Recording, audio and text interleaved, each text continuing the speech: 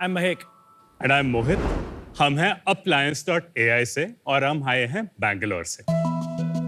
हमने लोगों से पूछा, क्या आपके घर का खाना है बोरिंग? 83% लोगों ने बोला हाँ। और क्यों ना होगा, वो इंटरनेट पे देख रहे हैं नई नई चीजें। उनको बनाना है पास्ता, चाइनीज और मोमोज। बनाना आता है सिर्फ मैगी। ये है हमारा गैप इन मार्केट और इसको फुल करने के लिए हमने बनाया अप्लायंस, आपका पर्सनल कुकिंग असिस्टेंट।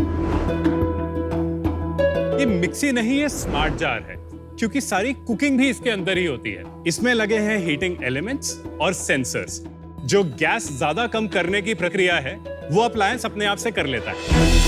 पर इसे कैसे पता चलता है कब गैस धीमी करनी है और कब तेज? ऐसा समझिए, अप्लायंस में बहुत सारे शेफ्स की आत्मा आ गई है। कश्मीरी, तमिल, चाइनीज, इटालियन सब स्किल सेट्स में ट्रेंड है अप्लायंस, और ये सारे आपको अवेलेबल होते हैं एक प्रेस ऑफ अ बटन पर।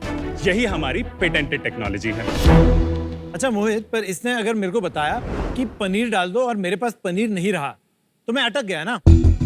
इसके लिए अप्लायंस में है एक AI चैटबॉट। आप उससे किसी भी इंडियन लैंग्वेज में सवाल पूछ सकते हैं और वो तुरंत आपको जवाब दे देगा और आपकी मदद कर देगा।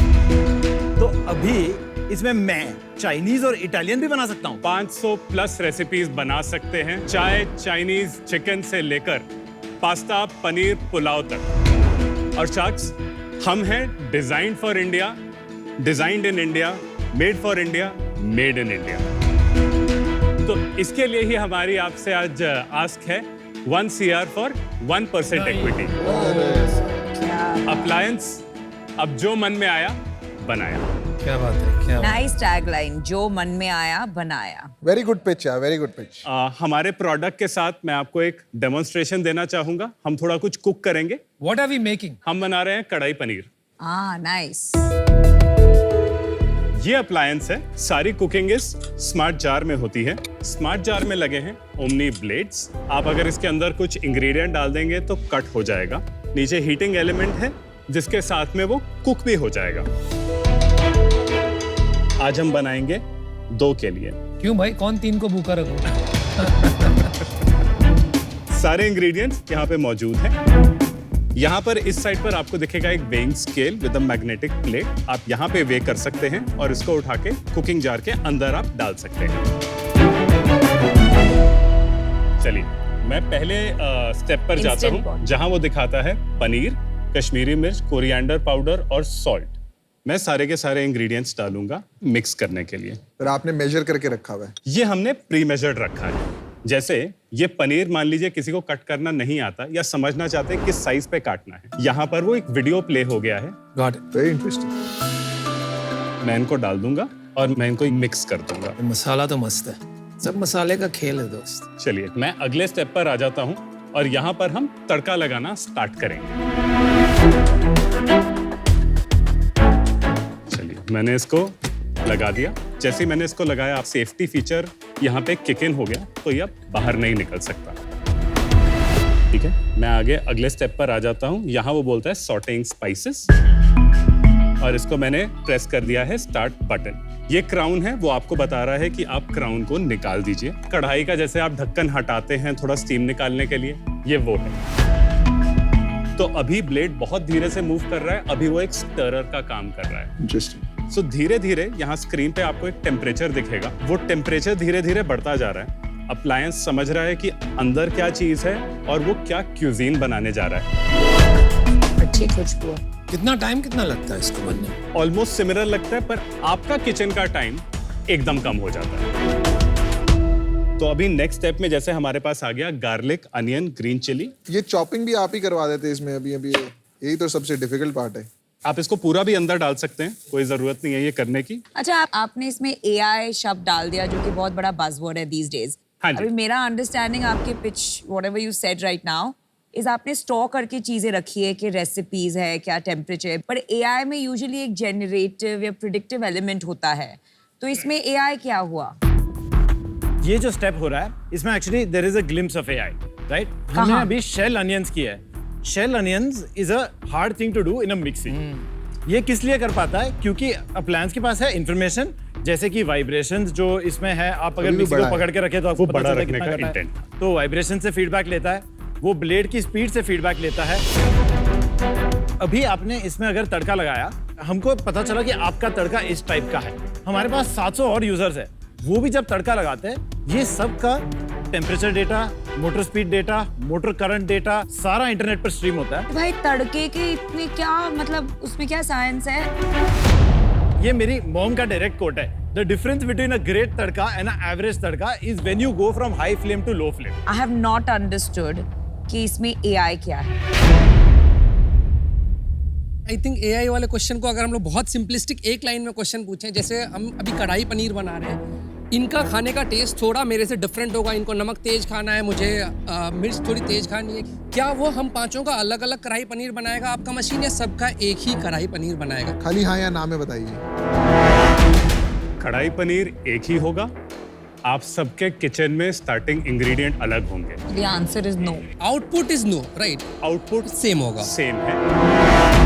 तो हमारी अंडरस्टैंडिंग से एआई का एक्चुअल यूज होता है जब हमारे आउटपुट्स कस्टमाइज होते हैं, क्योंकि इनपुट्स बहुत लिमिटेड होंगे और बहुत जल्दी हार्ड कोडेड हो सकते हैं आपके सिस्टम में। एक्चुअल एआई यूज होगा जब वो कस्टमर के अकॉर्डिंग कस्टमाइज होता चला जाएगा, हर किसी के टेस्ट के अकॉर्डिंग ऑप्टिमाइज चला जाएगा। आप एक कुकिंग डिवाइस की आपने आविष्कार किया, आप उस पे फोकस I रहे। agree. जैसे ही एआई डालते हो ना, आप सॉफ्टवेयर में घुस जाते हो। Software is supporting your device, आपका बेसिस नहीं है डिवाइस। मैं बिकॉज आई मेट हिम, मैं आपसे मिला हूँ। ये डिवाइस आपने बनाया कि 1.5 साल हो गए शायद। बहुत ही अर्ली प्रोटोटाइप था। अच्छा, वो टाइम आपके कुछ 100-150 घर में डिवाइसेस थे? वो टाइम हमने 100-150 घर में बीटा टेस्टिंग की। Beta testing. Correct. Beta testing एक यूजर टेस्टिंग मेथड है जिसमें हम किसी भी प्रोडक्ट को रिलीज करने से पहले एक छोटे सेट ऑफ यूजर्स को वो प्रोडक्ट टेस्ट करने के लिए देते हैं, सो दैट कि हम उसके जितने भी इश्यूज हैं उनको पता कर सकें और लॉन्च के पहले, फुल लॉन्च के पहले उन सबको फिक्स कर सकें। और तब से अब तक 1.5 साल में आप 700 घर में आ गए, नाम बदल दिया, एआई लगा दिया। इतना ही बदला है कि फंडिंग कुछ उठा ली वो टाइम, ये सब भी किया? उसके बाद हमने फंडिंग ली है और हमने इसका प्री प्रोडक्शन बैच को सेल्स में डाल दिया। तो अभी हमारे पास 700 पेइंग कस्टमर्स हैं। बन गया आपका पनीर रेडी है? वहां पर अभी टोमेटो प्यूरी बनने जा रही है। हैं? यार हमारे घर में तो इतनी देर में बन जाता है। नमिता हमारे घर आती है, इतनी देर ही रुकती है, तो अभी तक नहीं खिलाते तो चली जाएगी। बात सही है।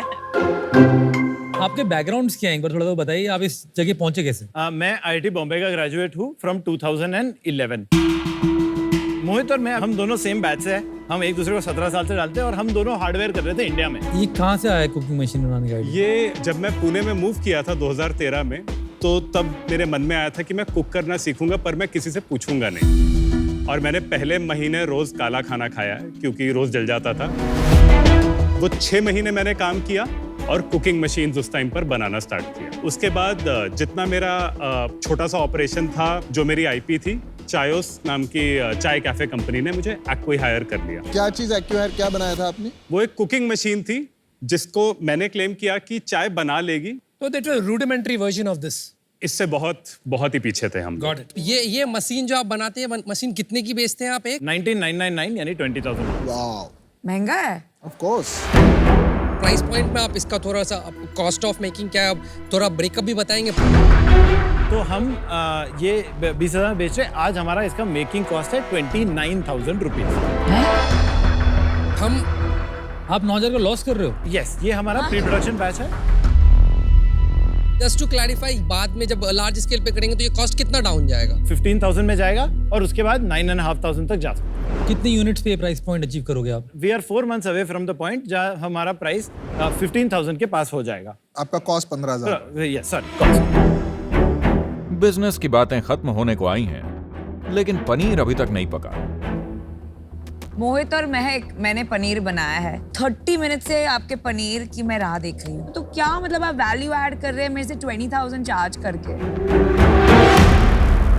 बाहर के देशों में इसका एक बड़ा बिजनेस बना हुआ है, तो कौन कौन से हैं वो थोड़ा बताएंगे आप? सबसे बड़ा एक प्रोडक्ट है थर्मोमिक्स करके। ये प्रोडक्ट बिकता है इक्विवेलेंट ऑफ 1.3 लाख और वो 3 बिलियन यूरोस का रेवेन्यू करते हैं एवरी मंथ ऑन मंथ, खाली ये product line. Every month? Every year India का मार्केट क्या है अभी? मैं पहले कंपेयर करूंगा इंस्टापॉट से, जो इंडिया में है न्यूट्रीपॉट वंडर शेफ का। उसका प्राइस यहाँ पर अगेन 9,500 रुपीज है। उसके बाद मील्डी और गीकी करके और दो ब्रांड्स है जो very similar products Price? From 9,000 to 12,000। और इनके एक बार मेरे को सेल्स वॉल्यूम भी बता दो ना। They were doing about 4,000 to 5,000 sales per month combined. Bro market size ही बता दो ना, इंडिया में ऑटोमेटिक कुकिंग डिवाइसेस का फॉर रेजिडेंसेस मार्केट साइज क्या है? This I don't have the globally कितना है? ग्लोबली कितना है? $2.5 billion. 3 बिलियन तो आपने कहा थर्मोमिक्स का Exactly, per साल। आप- रुका, कुछ गलत कह गए आप आंकड़े, मुझे लग रहा है। मैंने इसमें थर्मोमिक्स को कंसिडर नहीं किया। That doesn't make sense. आखिरकार पनीर तैयार हो ही गया, लेकिन क्या इन फाउंडर्स की दाल गल पाएगी? Thank you.